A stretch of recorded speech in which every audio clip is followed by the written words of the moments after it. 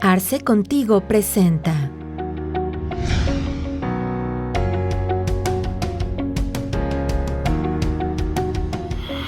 Bienvenidos a una nueva cápsula de Arce Contigo. En ocasiones anteriores ya habíamos platicado acerca de este proceso de legitimación que tienen que llevar a cabo los sindicatos, en donde básicamente lo que se busca es que los agremiados a estos sindicatos puedan autorizar o no el contenido de sus contratos y por tanto a los representantes de estos. Pero dentro de ese proceso de legitimación que tienen que llevar a cabo, hay un proceso muy específico que sin lugar a duda va a cambiar la estructura que tenemos actualmente o conocemos actualmente dentro de la estructura sindical. Para tales efectos, el día de hoy nos acompaña el maestro Alfonso Aguilar, a quien le doy la más cordial bienvenida y te agradezco mucho que estés con nosotros. Gracias contador, gracias por la invitación y estamos aquí listos para comentar sobre el tema. Perfecto, pues entrando en materia, este proceso, decía yo hace un momento que lleva consigo un proceso, digamos, de consulta, le llama primero a la legislación, y bueno, en este sentido, ¿cuáles son las características que debe tener esta consulta o este proceso que tienen que llevar a cabo todos los sindicatos y que además ya les quedan un par de años para realizarlo, ¿no? Sí, bueno, lo primero que debemos de enfatizar es que en esta semana que está terminando, la Suprema Corte de Justicia de la Nación, específicamente su segunda sala, determinó legal la reforma electoral en cuanto a los sindicatos. ¿A qué me refiero?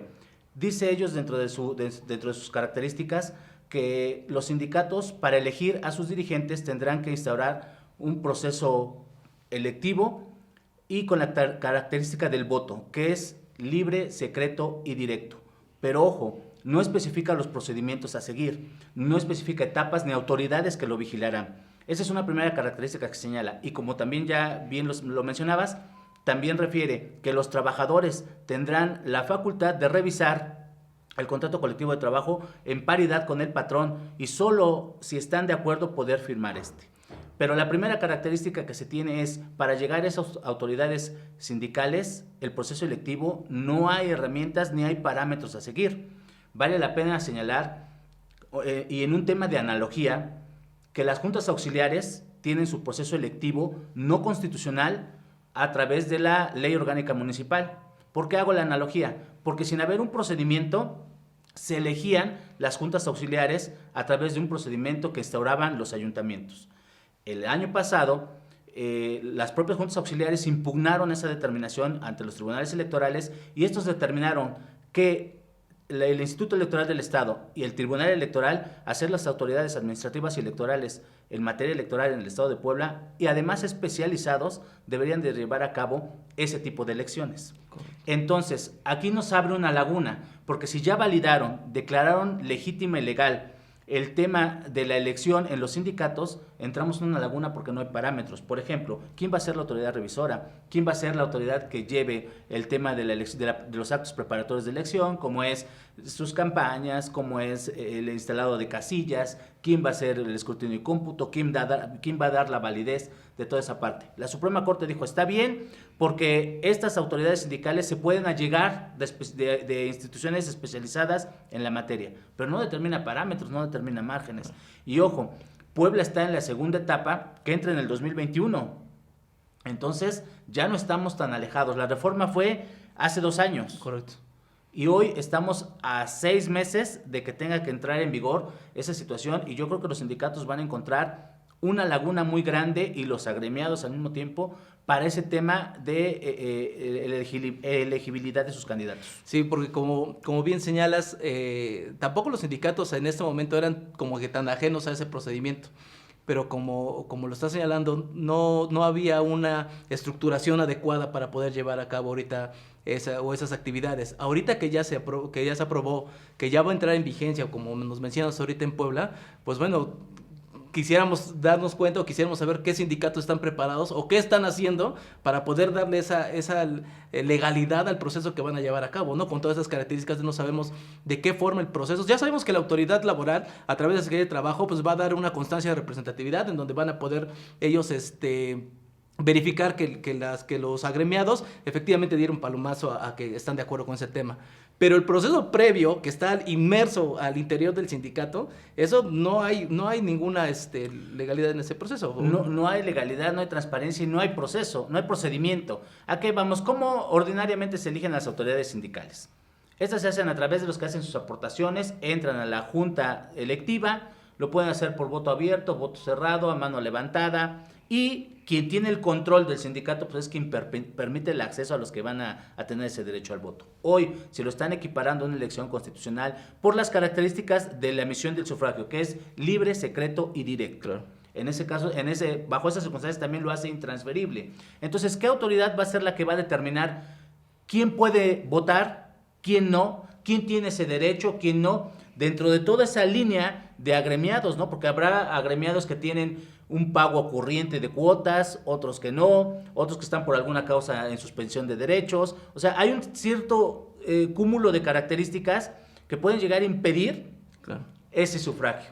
Ahora, ¿quién va a coordinar todo eso? Entonces van a ser juez y parte, o sea, quienes estén en poder son los que van a organizar las elecciones, y entonces tendríamos un retroceso electivo, pues prácticamente a los años 80, donde no había una institución electoral independiente, autónoma, y entonces la Secretaría de Gobernación era la que organizaba las elecciones, ¿no? Claro. Entonces de ahí queda prácticamente cantado un fraude.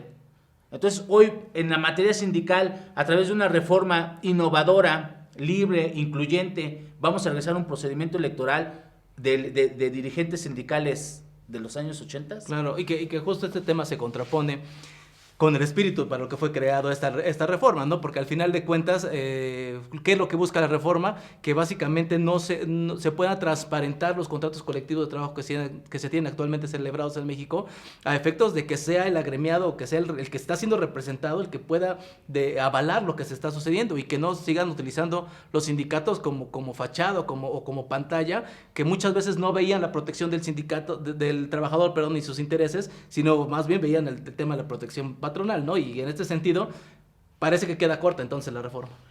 Pues queda corta, sí, porque no hay leyes complementarias.